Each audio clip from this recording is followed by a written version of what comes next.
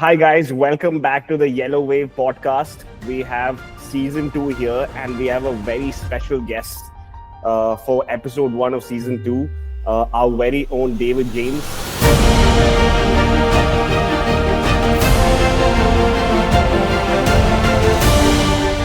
He needs no introduction. He's a part of our Kerala Blasters family, and it is my pleasure to be talking to you, David. How are you today? Hi, Sharon. Namaskaram, sorry. I'm very well, thank you. And delighted to be on the podcast. I think this will be the first podcast I've done for the KBFC support. So I'm honoured to be invited on. Thank you. I'm super glad that you're here.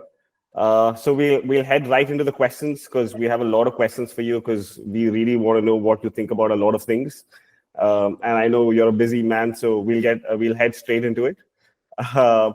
So you played for a number of big Premier League clubs, right? Throughout your career. So what does it require? Like people often talk nowadays about the mindset. So what is a goalkeeper's mindset when you're playing for the biggest clubs, handling the pressure, handling the pressure, the mindset, and the psychology of basically being alone? Because like when you're a goalkeeper, you have only yourself to count on. It's a very good question, and I think it's interesting. I mean, when we see the evolution of football on a global scale, to the point in India as well, of course. What I grew up and learned as a trade and how to handle that position as a goalkeeper, it's completely changed now. And when I say this, the question you've asked still stands. You are still isolated. There are certain rules which apply only to you. For the majority of the time, depending on which goalkeeper you are, the majority of that time on the pitch is spent within that area, and the ball will be somewhere else doing something else. I think the game has changed, as I said, evolved in a way where the goalkeeper might have more contact time. But the mindset, because of the analytics involved in football now, because of the speed of data being collated for one, but more importantly, second, conveyed to the player involved. So the goalkeeper, for example, at halftime, you can go into the change room and someone can give you a data stream and they can tell you how you're playing. It's very objective. Albeit that the algorithm might be subjective. But the point being is, if the coach comes in and says you're spending too much time, you're not playing the balls in certain areas, you're not doing certain things, you can rectify that straight away. So now the mindset is not just about being ready on the field, but it's being armed with a lot of information to be able to affect things in real time. Going back to the early days, where Liverpool's probably the easiest club to use as an example at the beginning of the Premier League. You might not get any feedback. You made a couple of saves and someone says, well done. And then it's on to the next game and that's about it. Whereas, as I say, now they'll be saying that you've been playing so many balls in certain areas at, high risk, low risk, whatever it is. So I think the anyone who wants to come through now, and I'd recommend this to everyone in football who has a desire to make it to top level, you need to understand the data. If you don't understand the data, then you are basically, not that it's wrong, but you're just playing on emotion. If you don't understand the data, you won't understand the people who are asking you to do things. So it's a long answer, but the world has changed dramatically. And I mean, as it should have done over 30, 40 years. But it's a different game.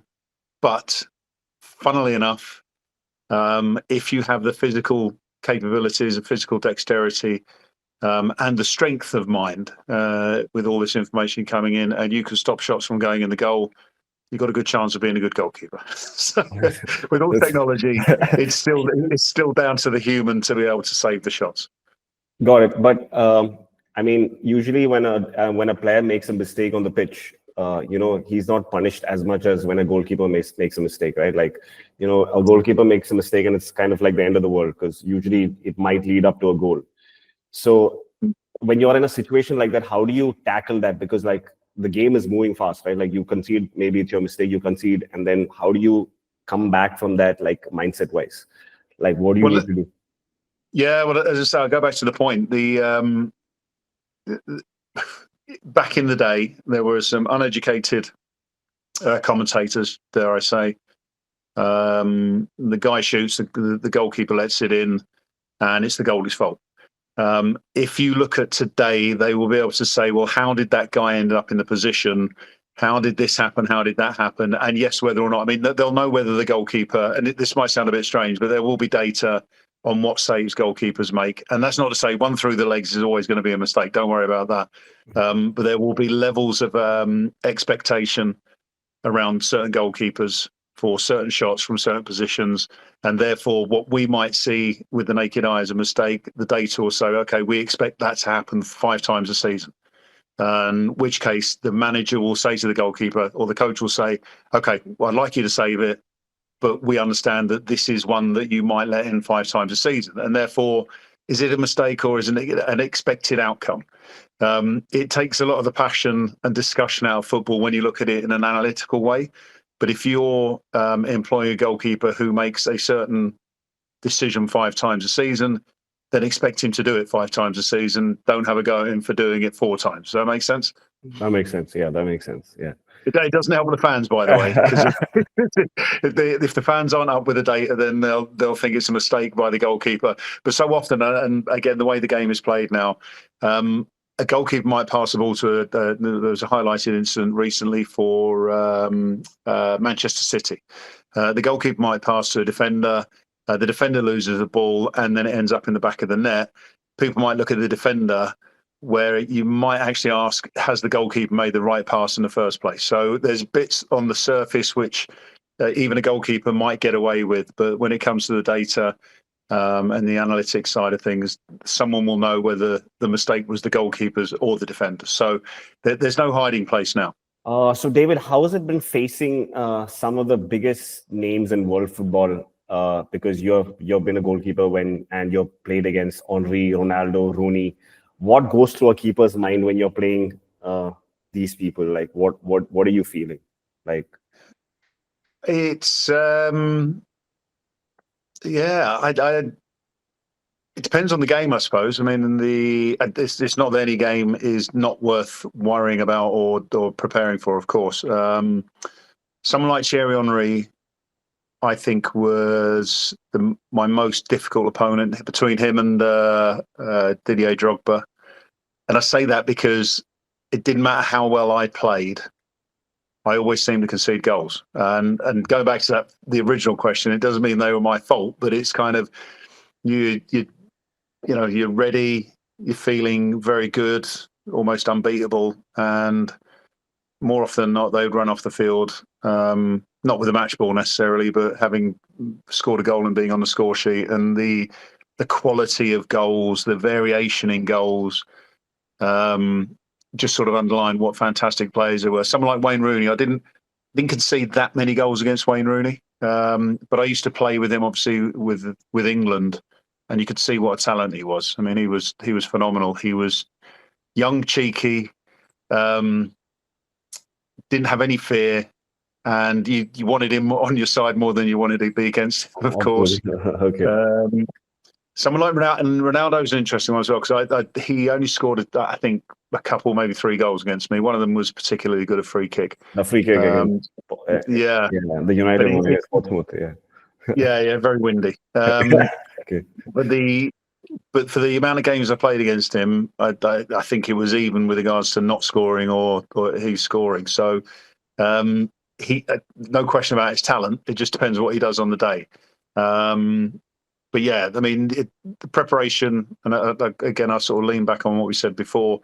There's things in analytics after the event, but the preparation before the event would still be the same. You know, you need to get your mind into the fact that you could be facing anything from a goalkeeping position. It's the most, how can I say, most reactive position, I think, in a pit on the field. Even though you haven't got as much sort of logistical movement in there, you have to react to anything that happens in front of you, not just from the opposition, but from your own defenders. If someone gives you a short back pass, you've got to be ready to explode and react. So the preparation's right. You put yourself in a position, and then you just weirdly, you're hoping for your opponent to be at their best, and you hope that you're at your best, and you hope that you win, because that way you've kind of done everything right.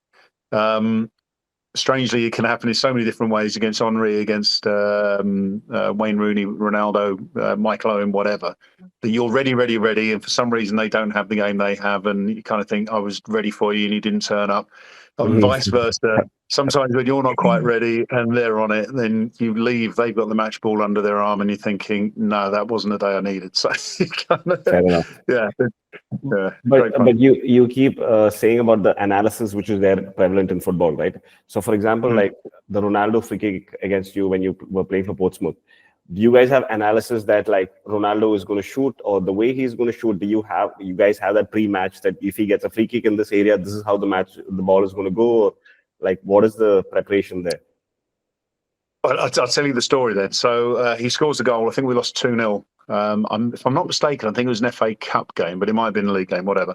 And I've walked off the field with Gary Neville, my England teammate, and I said, I tell you what, I bet he practices that every day. And he said, JMO, it's the first time he's hit the target. And I was thinking, why has he saved it for today?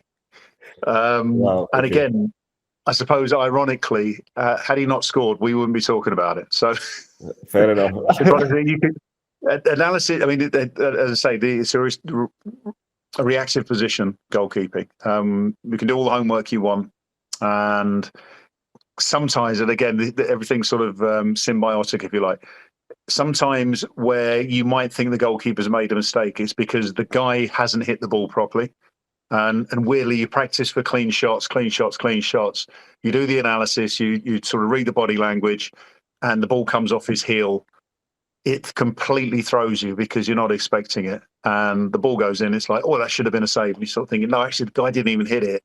And he didn't hit it properly, all this stuff. So you do all the analysis. Ronaldo rolls up for a free kick, and you go, that's wide, that's in. Okay, right. What can you do? Sometimes you can't do anything, and you just have to accept that either it's brilliance or a little bit of luck or fortune from the other person. Fair enough. After playing in England for so many years, cold, rainy stadiums, you finally moved to... It's sunshine. Sometimes there is some sun here. Okay. I mean, I've never been there, but that's the impression people, like the world has created about the UK. You're a Manchester United, you're a United fan, aren't you? Yeah, I am. Yeah, I can tell by the questioning. Yeah, okay. Sometimes it's cold and rainy in Manchester. Okay. No, I can't tell you growing up how many times I watched that Ronaldo free kick because because the commentary before that is also beautiful.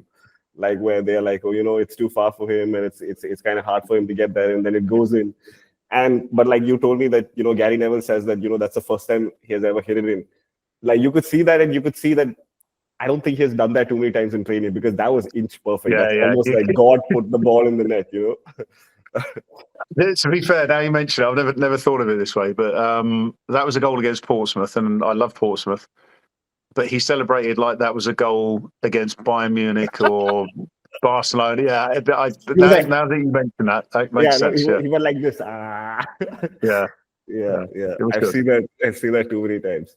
So you were in the UK, and then you moved to Kerala to play for Kerala Blasters. What shocked you most? Like those initial days when you just moved to Kerala, what was the one thing which was like, oh my God, things work differently here? I fell in love.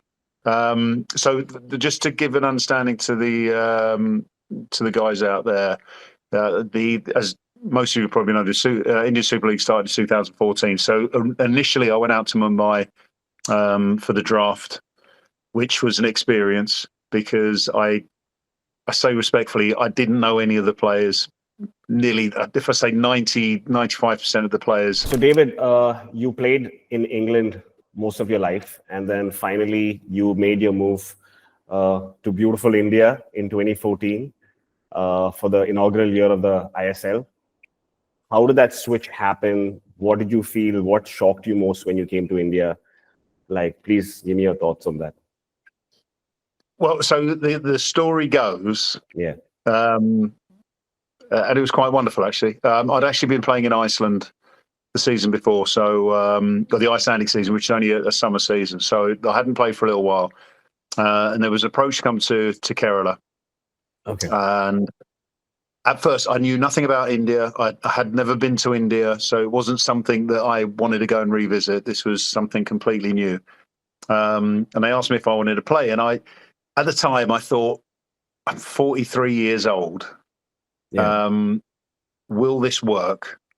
I think I was going to be 44, 2014. I think it's 44 actually. And I was also going through my coaching licenses. So I asked a question, said, who's the head coach? They said, we haven't got one. And I said, can I be the player manager? Okay. So they said, we'll ask the question. And then they said, yes. And I said, all right, fine. Because I would love to still play, but I was more curious about the management side of things, as I say, on my sort of coach development side. First of all, went out to Mumbai for the draft. And as I said, I 95% of the players, obviously the Indian players, I had no understanding of, and the foreign contingent, there was some notable names, the marquee players, which I was familiar with. But when you started going down below that, again, these were, I say respectfully, journeymen who hadn't necessarily hit the high profile stakes. So I did ask a friend at Liverpool. I said, can you give me a scouting report on these players? Okay. And he kindly said to me, he said, these aren't the level of players that we normally look at, because they're obviously looking at Champions League players and stuff like that. Anyway, he was very kind about it. He gave me a little bit on a couple of players, whatever. So we went through the draft. We did this. Now, the trip to Kerala, the first time we went to, I met the players in Kochi. Okay. And then we went to Thrissur. Okay. For the pre-season sort of training camp, meeting up.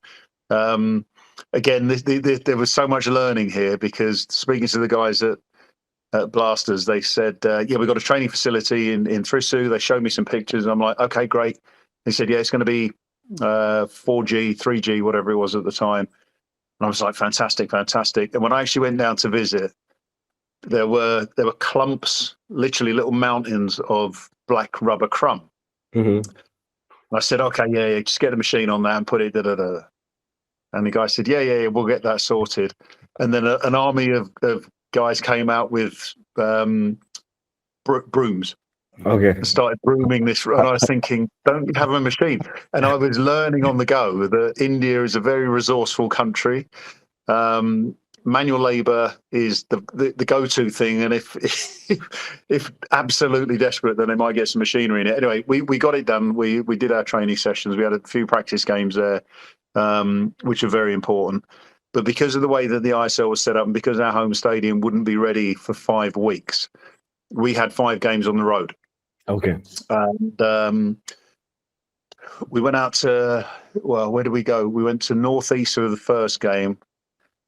Sorry, before that, I said, because I think we'd gone to Goa to do some pre-season in Goa, and the plan was to go from Goa to the Northeast, to Guwahati, to play the first game. And I said, we have to go back to Kerala before the season starts. They said, well, we've got nothing ready. And I said, look, no, we are for Kerala Blasters. We need to train on Kerala soil, so we are ready, get the energy from the source, so we're ready for the season, So we had a game, I forget where it was, up north in the mountains. We played a game there, and I just felt that we got the energy. It was weird. It was maybe I was becoming a little bit Indian, because I felt the spiritual nature of training in Kerala, or having the practice match in Kerala. Yes, we lost the first game to Northeast, but we kind of had a plan. We had we had a plan to obviously try and be successful. And those first 4 or 5 games were indifferent, as you would expect with a completely new team. But by the time we came back to Kerala, then that first game, I spoke to the bloke, to the guys there, and I said, what kind of attendance were we expecting? And they said, I don't know, put 20, 30,000. I'm like, 20, 30,000? I said, we're not even playing well at the moment, and you're expecting 20, 30,000. And sure enough, I think it's 30, 34,000 for the first game. And the thing that got me, and Sharon, this lives with me forever, was walking out on the pitch and having these different drum corps around the stadium, independently playing their rhythm. But it was just magical, absolutely magical. I think the first game, there was a couple of banners with myself and Ian Hume as Liverpool representatives. The second game, there were like half a dozen Liverpool ones, maybe a Manchester United one for the United supporters. And then as the first few games went on, there were more and more Premier League banners. And then I heard the story that the Blasters supporters turned around and said, "We are not Premier League supporters. We are Blasters fans," and they banned essentially foreign flags. Oh wow! I had no idea about this. I don't know. It was beautiful because it was true. They weren't there supporting Liverpool. I mean, they might have been in some context, but they were Kerala Blasters fans. So from then on in, all you ever saw was Blasters flags, banners. Sandesh was obviously the sort of the key man with his massive banner. I mean, I'm going through the sort of like the chronological story here, but we played, I think the one game that sticks out, Pune, I think it was Pune at home. And we were the second game of the day, because the two games on the weekend. Okay. And I can't remember who the other game was, but had they won, then we would have been eliminated. Okay. And I was watching, because I wasn't playing. I was watching on a screen inside one of the changing rooms, and I've seen I'm trying to think it was Goa for some reason. And in the last minute, one of their players had a shot. He's curled, hit the post, and gone wide. Oh my God. Had that gone in, we were out. And then we go in the change room, and it's like, guys, we win. We get through to the playoffs. We won 1-0, and Sandip Nandi, he made a save in the last couple of minutes, which kept us in the tournament. It was 24 hours of absolute madness. Anything could have gone a slightly different way, and we would have been out. We win that game, and then we obviously get to the playoffs against Chennai. I was there for that game. That was the first ever game I watched. Apparently, there was 70,000 people there. That was crazy. I've never seen anything like that ever since that. Like, I've never seen an atmosphere like that ever since that. Oh, it was legendary. So I'm telling a story here, but when we played Chennai in the league phase at home, we lost 1-0, and we had a corner in the last minute at 0-0. We were pushing for the goal, and they broke away from the corner and scored 1-0. So I'm speaking with Madarazzi, the manager, and after the game he said, "You're better off born lucky than rich." And I'm like, okay, yeah, thanks. We just lost, and I wasn't very happy about it. Anyway, we fast forward to the first playoff, and 3-0. I mean, it was absolutely incredible. Absolutely incredible. I'd been suspended, so I was in the stand, and I was waiting by the gate. As soon as the final whistle ran out, and you can imagine the scenes. You were there, so you know. Yeah. We thought, okay, we're going to go through here, or at least we're in such a good, strong position to go through. When we got to Chennai, Jamie McAllister was booked for a foul. He was actually, I'm trying to think which order it went. He was booked for a corner, so it was the weirdest thing. He was taking the corner, and the ball moved out of the corner position. So he went to put it back, and the referee booked him for time wasting. All right, so we're like, hang on a minute, what's going on here? Anyway, 10 minutes later, half an hour later, he pulls a player back, gets a second booking, and gets sent off. So we're down to 10 men. We didn't play particularly well in the game, has to be said. And Chennai managed to get a 3-0 lead in regulation time. So it went to extra time. We're playing with 10 men, so we're pretty much out on our feet. And then Steve Pearson, He rocks up with 3 minutes to go and scores the. Oh man, that was absolute elation. So obviously, anyone who knows history, we get through to the final. I saw Materazzi after the game. I said to him, "You know what? You're better off born lucky than you are rich." so yeah, I kind of got my own back on him, but So yeah, I mean that's a long story, but the what I saw, and this is what I love about football in India, and especially football in Kerala, was we started off with nothing, with a team that had never been there before, and to finish that season, say with 70,000 people, fans coming to the game to watch us being victorious, and it was just this country has an opportunity here. This isn't just. It didn't feel like a folly. It felt like this is the first step in something magnificent. And it was. Yeah, I fell in love. Put it that way. Now that you've been talking about the players, right? I wanted to ask you whether is it beneficial, for example, when the ISL started and even like many years after that, we have like big players coming from Europe, like a Del Piero or like Berbatov in Kerala Blasters. Do these guys, does it benefit the team, or is it in fact the opposite, where there's such a big star player who has had a his storied career, they come to like a country like India, is it detrimental to the club's progress? No. Well, the simple answer is no. It's not detrimental. The more complicated answer would be that certain individuals may have different agendas, and therefore it depends where their agenda sits or fits within the ISL structure. Del Piero, for example, I love that man. The amount of work he put in to promote the Indian Super League in 2014 was ridiculous. And I felt for him as well, because Delhi Dynamos I think their attendances were like 1,000 people if you were lucky. In a city the size of Delhi, they could only generate 1,000 fans. It was a lot of hard work for him. He was dedicated to try and do the best, not just for himself. I mean, the guy arguably has won everything. He could have just packed his bags and gone home, because he didn't have to be there, other than the fact that he wanted to do something good for football, and Indian football in particular. So my hat goes off to Del Piero all the time. Other players, again, were kind of journeymen at the end of their careers. Understandably, they wanted or felt they could still give enough about football. But the problem with the footballing career is generally, if you're in your 30s and you're still playing, there's a good chance you've picked up some injuries along the way, and you're not going to be performing like you were in the mid-20s. You understand that as a player or a former player or even as a manager. You then ask for them to contribute in a different way. Okay. Be part of the team, be helpful, be supportive, whatever.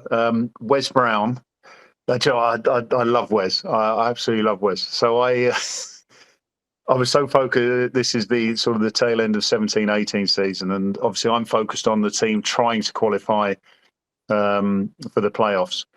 The Premier League is obviously still going on, and if I had time, I would catch up on some Premier League games, whatever. And then one day I'm chatting with Wes. I said, "Did you see the game?" Like, yeah. Okay, yeah. I wonder if the lads. He said, "JMO," he said, "half the team come in my hotel room and watch the game." Oh wow! And I was like, do you know what? I love Wes anyway, but the fact that Wes was there with half the team, and we're talking about the Indian players here, not talking about the international players.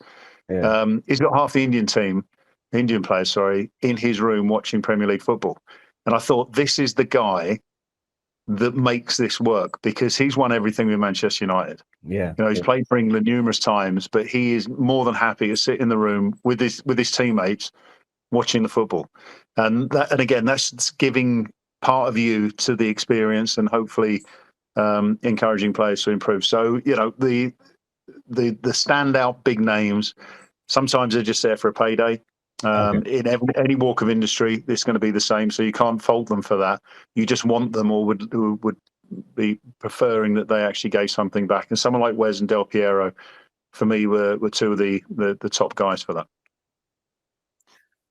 That's a beautiful story with Wes. Like, You know, I smiled when he told me because I was like, "Oh wow!" Like I was not in that room, but I feel like I was. Oh, he was so good. Yeah, yeah. Since you're heavily into coaching, I wanted to ask you. For example, when you're a football player, there's an element of talent which comes along with it. Like, some people are just God gifted, and it's easier for them to make it big. In coaching and managing, is that the same? Like, are there football managers who are talented and then hence they're good at it, or is it like because you could be a great manager, but if your team goes out there and plays badly, your job's still on the line, right? So is there like a middle ground on like? Well, yeah. Well, I'm going to say no, because it all depends on. I've been speaking about this recently with people. It depends what change room you have. It took me probably a few years, I have to say, to work out why things didn't go better in 2018. And of course, winning games is paramount, but there was things behind it. And my style of management, so I was new into full-time management as opposed to player managing. So I wasn't on the field. When you're a player manager, you're actually on the field and you can affect the game physically.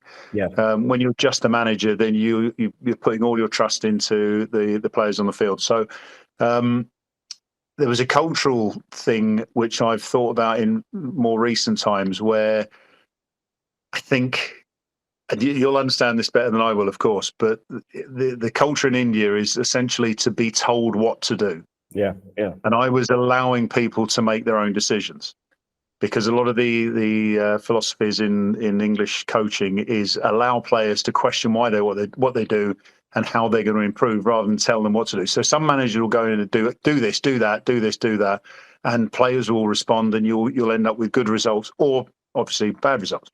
When you're asking a question and asking people to develop themselves, perhaps in a culture where they're not used to it, then you are, I would imagine, and possibly from my experiences, not going to get the desired results because you're changing their philosophy on life more so than maybe just football. So I do think about that. Whether it would have changed things, I'm not sure. But there are managers who are highly empathetic, who will get results, but you need a changing room of people who need an arm around their shoulder rather than a changing room full of people who need orders. So if you've got the right manager for the right team, then you'll get the right results, I think.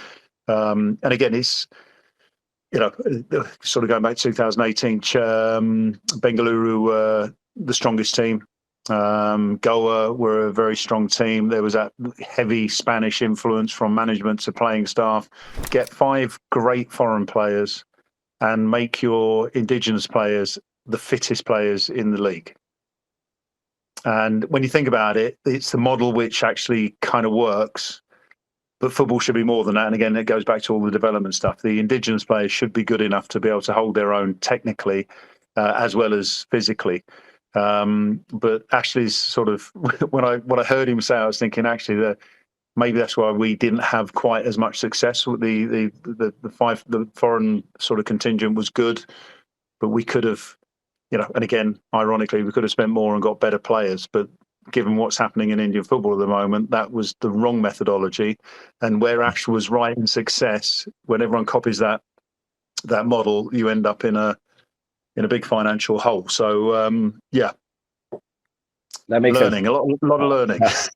But I just want to understand, like, you were part of the 2010 England contingent which went for the World Cup, right? Mm-hmm. So, like, I'm assuming countries which play for a World Cup, there are 32 teams, and like there are like maybe the top 5-6 teams which are like they're all professionals playing for the biggest clubs in the world. So these guys are all good. Like there's not much separating, each team. Do you think like the dressing room, the how players get along with each other, with the manager, does that play a factor in how the game is played on the pitch? Yes. Yeah. Definitely. I mean, again, through experience now, the sort of post player experience, I meet a lot of these guys who have done won World Cups, European Championships, and Champions Leagues. And the thing that struck me was how decent a person they were, or people they were. They weren't arrogant. They met each other. I mean, I played in it was a 10-year, 2018? It was 2018, after France had won the World Cup in 2008. And this group of players who won the World Cup all got together and they're like best friends. And I thought, you know what? If you were like this when you're playing, no wonder you won things, because everyone seemed to get on. It might have been a bit of camouflage in some senses, but generally speaking, they all got on. And I meet these guys on a regular basis. And again, as I say, it doesn't matter. That was the French players, Spanish, Portuguese players, all seems to be the same. And I think if you can get the talent itself, is very rare. Someone like Lionel Messi, when he's on the ball, is completely different to any other player. At his best, no one was taking the ball off him. Ronaldo had this ability to score goals, but arguably Messi was the better technical player, but Ronaldo was the goal machine, But these two are sort of standout players in generations of footballers. When you go below them, there are a lot of players who are very skillful. There are a lot of players who can do magnificent things. But what is it that makes one player better than another? It's probably his ability to get on with people around him. And if you can get a national team with a load of players like this and a manager who can get the best out of them, then you end up with the Spains of this world who are, sort of multiple winners. You get the French team, multiple winners. And if you look at someone like Brazil, I think if you're going on international level, 20 years ago, Brazil were the team that everyone was talking about 20, 25 years ago. Whereas now Brazil are what? What are they? And when you actually look at that Brazilian sort of makeup of the national team, the players are so fragmented around the world. Then to get that cohesion on an international tournament day or dates would seem to be difficult. But yeah, I think being a decent human is one way to encourage or promote better performance. And the England side, even though we haven't won anything, in the last few tournaments under Gareth Southgate, you look at that squad, they're all really decent people, really decent guys. And again, for an English standard, we've had relative success with decent players rather than the sort of, for want of a better phrase, friction and rivalry within the camp. Got it. And in terms of since you're talking about England right now, they lost the Euros in 2021 and then they lost the Euros again in the next one, basically.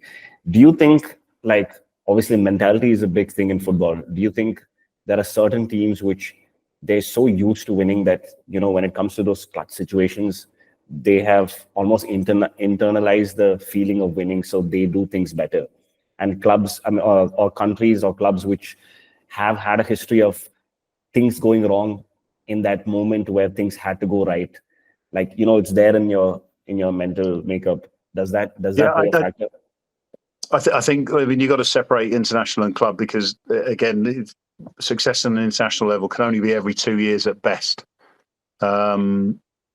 England, as they had relative success getting to finals. It's interesting. It's like KBFC. I mean, getting to finals and losing, people always say, "Oh, it's negative." It's like, well, everyone else was trying to get to that final, and only one of them beat you. So it's kind of, being second is right. It's not the best. You don't get the trophy. You don't get your name on the all-time list, but you're still there in the final competing.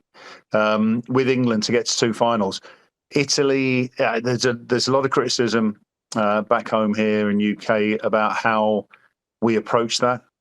I was there at both finals actually, in the Euros, and the first one was like, well, we're 1-0 up early. What do we do? And it was kind of like we weren't expecting this, and ultimately it was down to a penalty shootout. Every decision that was made by the manager and the players at the time was orchestrated. So the idea of bringing players on with a minute to go, was that the right thing to do? It's kind of like, well, no, they planned to do this. It wasn't like, oh, let's try this. It was a plan that didn't work. Donnarumma was exceptional when it came to the penalty shootout, and therefore you got to give credit to a player in a situation which was literally one way or the other. not the 90 or 120 minute process. But when it came to Spain, and I thought the Spanish team again were incredible because they had a couple of young players there, Williams and Yamal, who the data analysis would know what they can do. But there's a bit where you question what they're going to do in the first time they've ever been in the international tournament. So it's kind of like, okay, we know what their values could be. But there was a spirit amongst that Spanish side.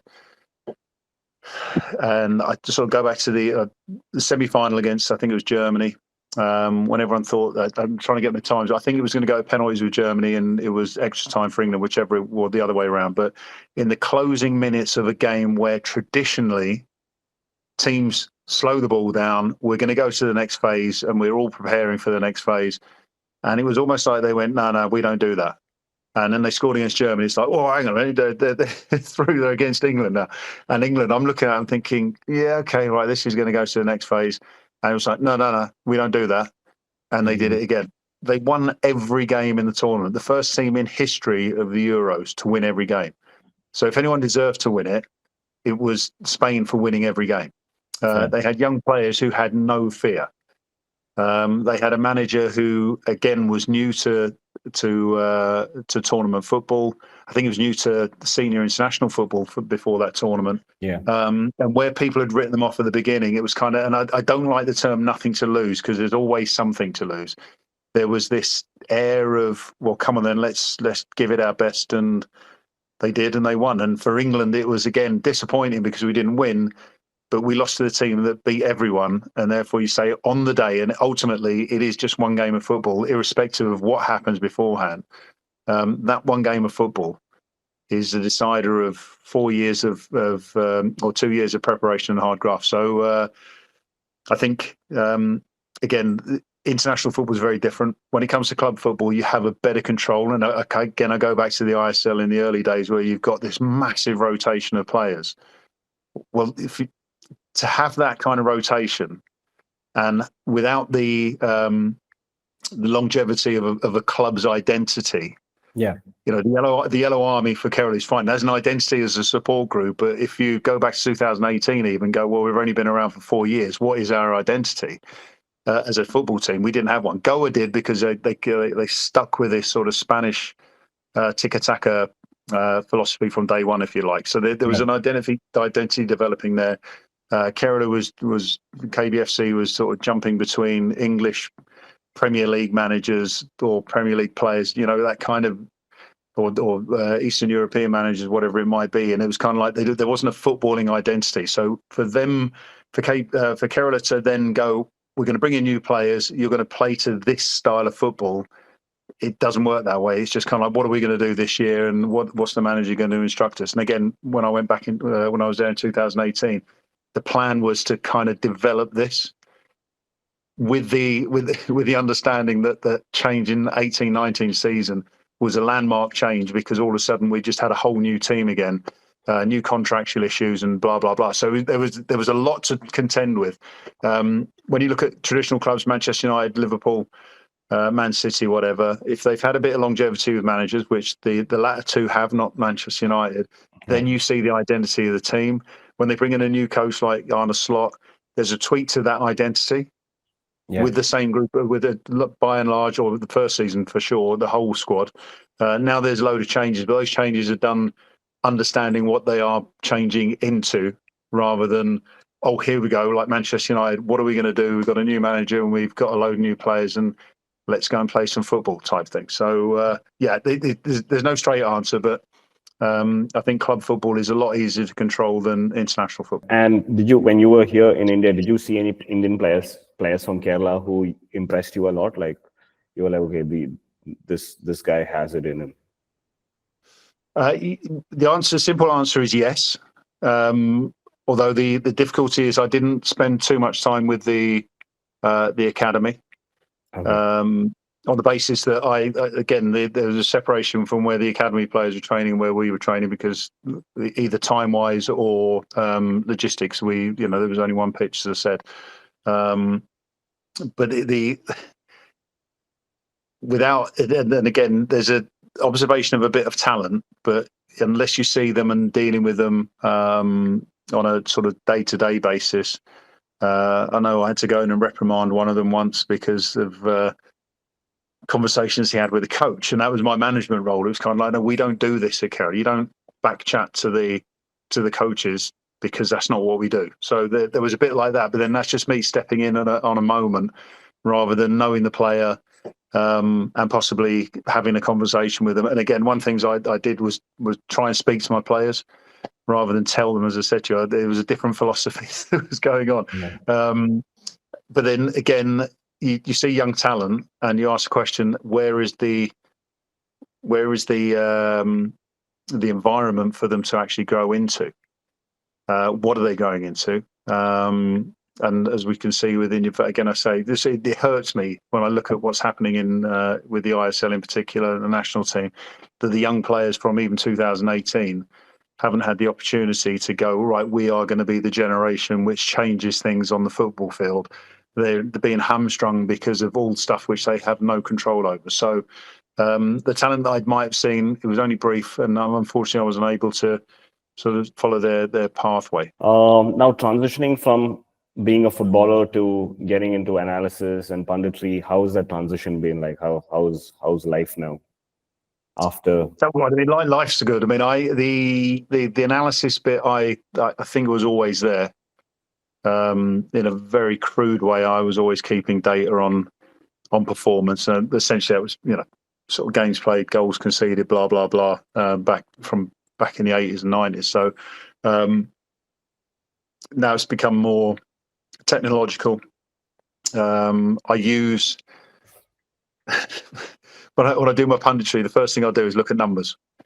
I can watch video. I mean, a lot of people watch video, of course, and that's entirely their right, and they can have an opinion. But I like the numbers first. If the numbers look good, or more importantly, if the numbers look interesting, then I'll start looking at video.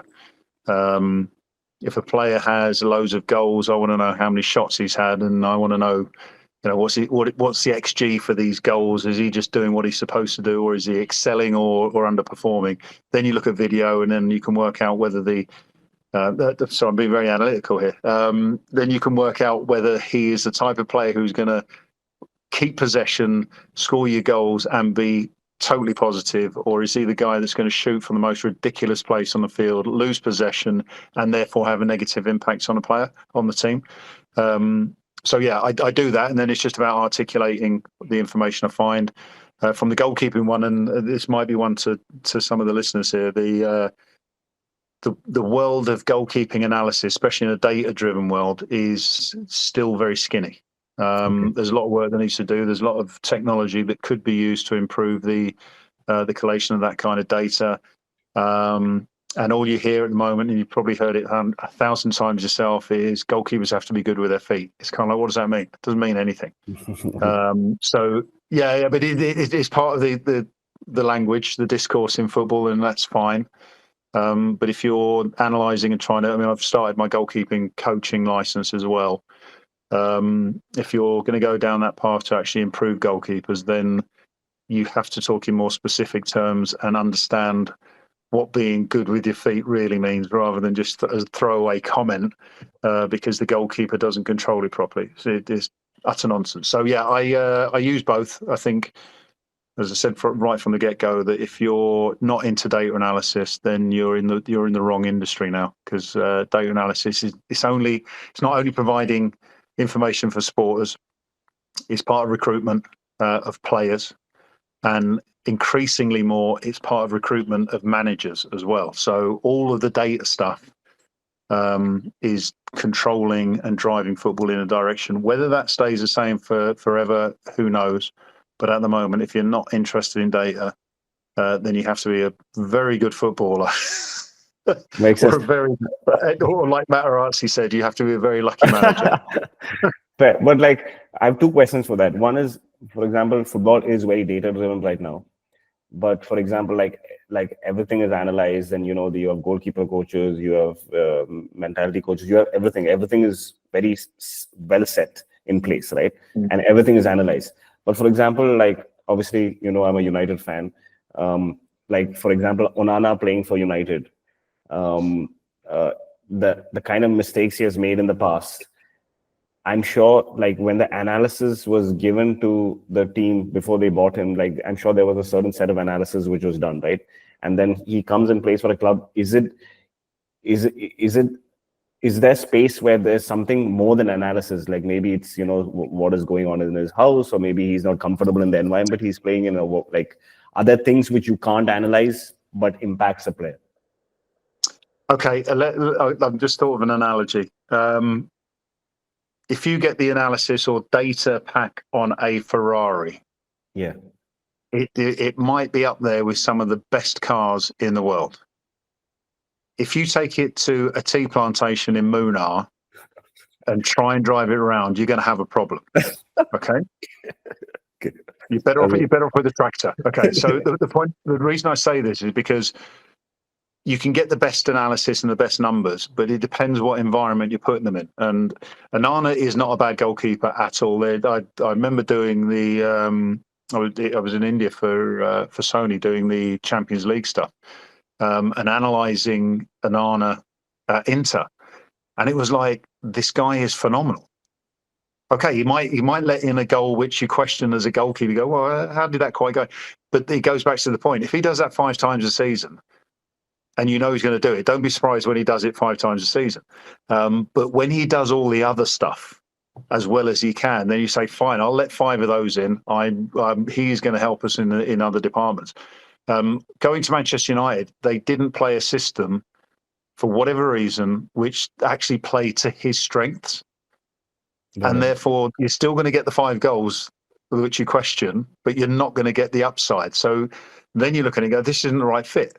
Now, the question would be for me, and I've asked this many, many times to myself at least, is why weren't they getting him to do what he was good at for Manchester United? Was it because, one, he couldn't do it in Manchester United and for some reason he could at Inter or Ajax?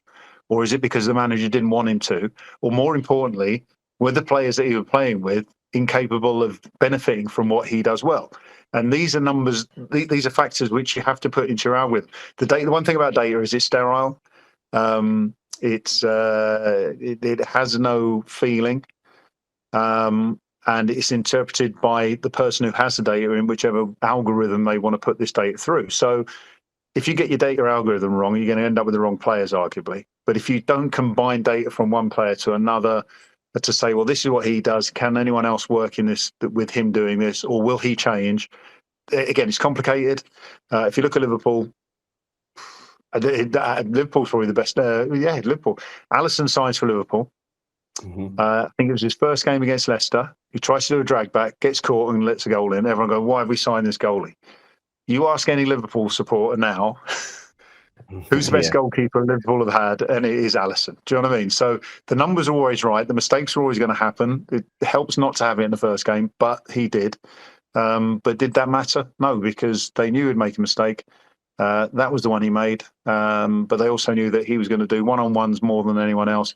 He was going to assist and even score goals. I'm not sure if scoring goals was part of the data set, but it was kind of like, we know what we've got and we expect him to do at least what we got him for. And if you can get the development within the coaching staff, and again, that's why it's all symbiotic, then we're going to get better than we bought. Mo Salah improved, Ali improved, Van Dijk improved. All these players have improved because Liverpool got the right person and put them in the right environment. I want to tie back to what you said earlier, because there's so much analysis in football. There's a section of fans, or like it's almost like popular opinion now, where people say that football, like especially Premier League football in the early 2000s to like 2010, 2012, was way more fun to watch than like what it is right now, with like the pepification of like football, with like the short passes and Manchester City dominating and like people not taking long shots anymore and everything's too analytical. Do you feel that as well? Because obviously the insight you have on this is very different to what we as football fans have. So I have a lot of ambivalence towards it. I mean, the thing is, and again, sort of being the manager or having been the manager, there's a bit where you don't care how you win, just win. Yeah. And if that means sort of Pep's been so successful over many, many, many years. If you do it the Pep way, and I cover a lot of Manchester City games where you're looking at half time, it's 0-0 and going, what do you want me to talk about? I know this was going to happen. I knew. I never say this publicly, but of course. But it's kind of like, yeah, and City will probably win 1-0. They'll go home with 3 points, and they've done their job, because you can have and having played in a couple of 4-3s for Liverpool against Newcastle, you can have the game that everyone talks about for decades, and you get the 3 points. But I look at it and went, oh, there's 3 goals I let in. I should have done better here. And there's the personal analysis, if you like, of an improved game. But if I'd have played my best football, then it wouldn't have been 4-3, and no one would be talking about it. So it's a bit where it doesn't matter as long as you win. This control thing, which makes me laugh, is that Pep is brilliant at it, and everyone tries to do it, and they're not brilliant. And then you're thinking, surely there's a better way of playing the game if you're still going to lose playing in a way that is uncomfortable and wrong for you. There are a number of different factors in this, and I think rule changes, the protection of players, because ultimately when you're spending 10, 15, 20, 100 million on a player, you want that player to be available next week, and you want him to be available towards the end of his contract, because you've invested a lot of money in them. So the idea of a much higher physical game, back akin to what you're saying in the early 2000s, would endanger players and the risk of injury and stuff like that. So I think there's a lot of complication in there. I think for fans, though, it's, could you go and watch 4-3 every week, not knowing whether you're going to win or lose, but be entertained, and at the end of the season have nothing to show for it? Or would you rather watch a predictable game with highly talented players, not as cut and thrust, but you end up with a trophy? I think it's not. There's no right answer to this. Yeah, our season, going back to my first season in Kerala, 2014, there were some horrible games there. We didn't play well in all those games. There were some nail-biting moments, as I said to you, especially on the last day of the league phase, especially in the last few minutes of the playoffs. I will remember that season forever, even though we didn't win. And had we won by playing really boring football, I would remember winning, but not remember any of the games. And it's kind of like, what do you want? For me, I just want to be part of something. As a player, as a fan, as a manager, you just want to win. So exactly. you can't please everyone, and I think this is what I love about football, is the fact that I'll go back to this point. There's a bit of football for everyone. The best player, if you're a fan or a supporter, and I think that I mention this to people a lot. You can be fanatical and not support the team, or you can be a supporter and not understand anything. And it's kind of like there's room for everyone. I know sometimes, I go back to the yellow wall in Kerala. Sometimes it was just manic, absolutely crazy. And that first season as well, because I'm thinking, I'm not fully sure it doesn't matter. You're behind. You're supporting us all the way, even though I'm looking at the performance and thinking, it didn't work. And you know what? I've got to say a big shout out to the Blasters fans who I meet around the world. Wow. Okay. Where in the UK, I've met so many guys from Kerala. Working in all sorts of different industries, studying here and everything, and it's kind of like they all go yes, and that's they're true supporters. So for the supporters, I think they could tolerate just about anything. I think as long as everyone's committed. I think for the fanatics, they're only happy if you win. Fair. Okay, David, we'll have a quick fire session, and then I think we'll be done. So it's just, I'm going to be asking you like rapid fire questions, and you can answer quickly whatever comes to your mind. Okay. First. Okay. I'll try to do my quickest. Okay. Yeah. Okay. So what is your favorite dish in Kerala? What one thing you've tried and you're like, oh my God, that's amazing? I don't know the name of the dishes. I'll have to let you into a little secret here. Yeah. So when I joined in 2014, I had a week in Kochi with my family that I was with then, and I ate all the local food. Okay. I absorbed. I tried to absorb as much of this is supposed to be a quick fire answer. I tried to absorb as much of the culture as I could. So I was eating all the local dishes, going to see shows, and going on the riverboats and stuff like that. I had to sort of absorb the culture. But then I stopped eating local food because the trouble with Kerala and a lot of the Indian dishes, there's a lot of oil in there. And I'm not I haven't got physically I can take it, but I just had to be the athlete. So I just cut back. It was just pasta and chicken. There was the roti. The parota. Is it? Yeah, the big white. Yeah, the parota. Yeah. Oh, I sat down for breakfast and I ordered one of them, and I've got to say it was absolutely delicious. Then I got up to go to the toilet and I saw the guy frying it. Okay. And there was about that much fat in there, and I was like, I cannot have another one. So it's very simplistic. And as I say, I can't remember the names of the dishes, but all I know that one week the food was fantastic. The roti is one that always sticks in my mind though, because something so good shouldn't be so bad. For health, yeah, that's true. Who's the toughest striker you faced, and the toughest team you faced? Like, I mean, the team and the striker could be of different teams, but like, yeah. Okay, toughest striker. Two that come to mind is Thierry Henry, Didier Drogba. As I say, I could be at my best, and somehow they would score a goal. And they're just really wonderful human beings, which is annoyingly good as well. Because sometimes you want your protagonist to be horrible, but no, they're lovely human beings. Toughest team, without question, for many years was Manchester United. There's a love-hate relationship. I hate them because I used to play for Liverpool and City, who obviously have a local rivalry. But I love the players because they had the spirit. They had the competitiveness, even amongst themselves, to be the best. And if you weren't the best, it wasn't good enough. And that was a world that I loved to be in. But yeah, Manchester United. Not so clever now, but they were good. They were good when I was playing. Fair enough.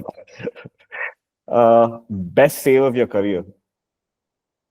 Oh, there isn't one. There can't be one. But okay, what comes to your mind first? Like when you hear this question, what is the first one which comes to your mind? I don't know. No, I do you know what? Because weirdly, I mean, my I can't even remember the save. But when I made my debut for Watford, there were saves there which were kind of like the first saves I've made as a professional. My debut for Liverpool, there was a triple save. We lost the game. We lost both games, actually. There was a triple save. The first three saves I made for Liverpool were a triple save on the first live game in the Premier League. So things like that were important. Technically, probably wrong or could have been better. Saving a shot in the League Cup final for Liverpool back in '95, which I was very happy with. We ended up winning that game 2-1. Steve McManaman was incredible.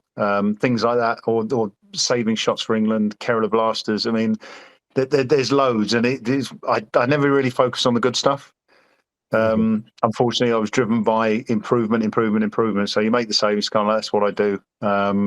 I've made a mistake. That's not what I do. So yeah, but there was two, and I was very fortunate. I was able to make saves at just about every level in football. So I'm sure there is one actually. No, there is one. Which one is that? Yeah, Liverpool versus Everton. I'm going to say 94, 95. Merseyside derby. It was my first Merseyside derby. Winning 2-1, and we've gone into added on time. Someone's hit a volley from the edge of the box. It's taken the deflection, and I've literally top corner saved it. It's gone for a corner. They've taken the corner quickly, and then the referee blows a whistle. And on the TV, they never showed the replay. Oh wow! Okay. And it was kind of like, God, every now and again, I meet someone and go, "Oh, I remember that save you made against Everton." I'm like, "Oh, you saw it?" And I'm like, "Yes." Good. Someone else remembers it. Yeah. But I mean, that's just more because of the fact it wasn't replayed, I think. But yeah. I was fortunate enough to be in a position to make a few saves. Awesome. And like this suddenly, like this question suddenly sprung into mind. You know that goal Ronaldinho scored against England in the 2002 World Cup? the free kick? Yes. Do you think he meant it? Like, you know what? This is this is a question forever. Have you been asked this before? No, I know. I wasn't in goal, so it's not the thing that pops in my head. I don't think he meant it. Unfortunately, there's a lot of backstory to this, and I'll do it as quick as I can. In that game, England winning 1-0, Michael Owen, Dave Seaman caught a cross, and he ended up doing a handstand on the ball, arching over and hurting his back. And I think that he was impaired somewhat. Ronaldinho didn't mean it, and I think add all this together, that's what happened, and that's what the goal went in. And that was a sad day. A wonderful day for Ronaldinho, of course, but a sad day for England. Yeah, that was quite the goal. Okay, last question, David. If goalposts could talk, what secrets would they spill from your career? Like something nobody knows about. Like if a moment. Nothing. You saw it all. With all the replays. Yeah. Oh, do you know the funny? Goalpost. There was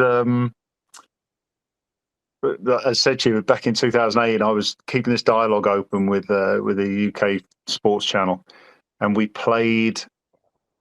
I think it was Goa at home, and we lost 3-1 if I remember, and third goal went in, and I turned round to kick the post, and my foot got stuck in the net. Oh my God! Right, so I fall over. But when the camera kind of caught it and then went off, and so I was watching the video back. I was like, "Phew, that was lucky." No, someone might have missed it, but then they showed a replay, and the guys back in the UK showed everybody me getting caught up in the net. So if goalposts could talk, well, they did loudly. It was.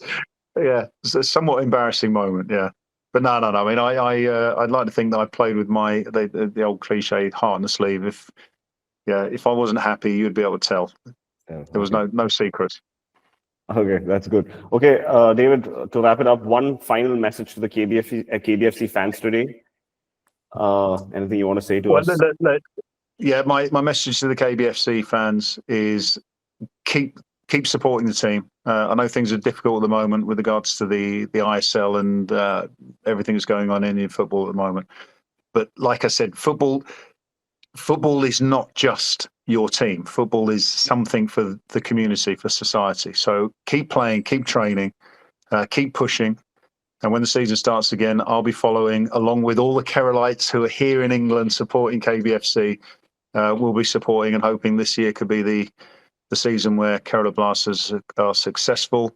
And I do plan next time I come back to India to go down and visit Kerala again, because it's been far too long. My mum wants some tea from Munnar, so I've got to go get my rations of tea and a new suit as well. And I've got to say, I got my suits done in Kerala. I'm not promoting any tailor there, but I wear my suits religiously still to this day because they are the best. So I look forward to seeing you one day, and if I could at some point come and catch a game down in Kochi, then I'll be there to support the team. Thank you so much, David. It's been a pleasure. Thank you. And we hope to see you soon. Yeah, I thought this was only going to be half an hour. I'm so sorry about that. No. Your stories are so interesting. I could talk to you all day. But I love speaking to people about my time in India. Whether they're Keralites who I bump into, or whether it's they're just friends and football people. The experience was amazing. I love the country. I love Kochi. It's part of my heart. It's part of my life. So in the end, yes, we could talk all day. Absolutely. But I just hope that Indian football can get back on the right track. And as I say, one day we can see India playing in the major finals, and like the under-17s, as you said there, or the under-23, sorry, whatever, that the representation for the Indian national team will be predominantly from KBFC, and yes, push Indian football forward. Thank you so much. Thank you, David.